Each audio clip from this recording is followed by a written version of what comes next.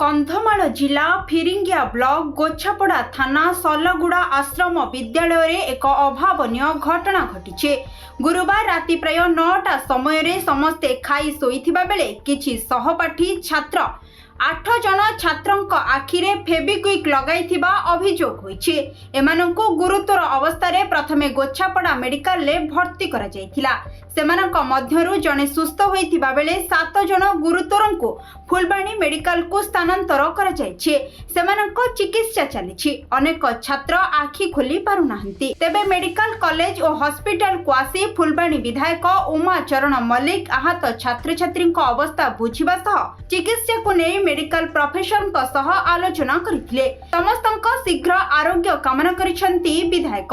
आवश्यक हेले अन्यत्र पठाजिबो बोली से कहिसंती। एटा सलागुड़ा सेवाश्रम स्कूल रे हमर एसएसडी स्कूल रे गोटे घटना गोटे घटला। पिला सोईता भितर तांकर सांग भितर से पिला ताको हमर फेबिक्विक पकई दे जाके तांकर वर्तमान से माने चिकित्साधीन अच्छी। 8 जन भितर 7 जन जड़े भल हो जाए। 7 जन भितर जनकर आखि खोलनी प्राय समस्त आ जनकर गोटे आखि खोलची आ गोटे आखि बंद अच्छी। 6 जनकर आखि खोली जाइए कंपारेटिवली भल अच्छा।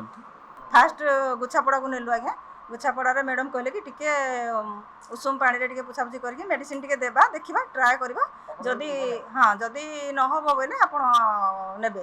तेणु सेठे गुछापड़ा रे टिके रखिलु डॉक्टर मैडम सब देले आज्ञा। तापरे फुलबाणी हॉस्पिटल को आनिछ।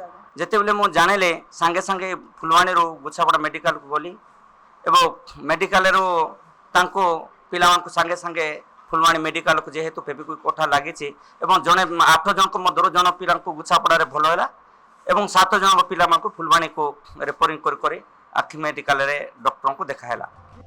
फुलबाणी रो सदाशिव पात्रंक रिपोर्ट खबर ओडिशा।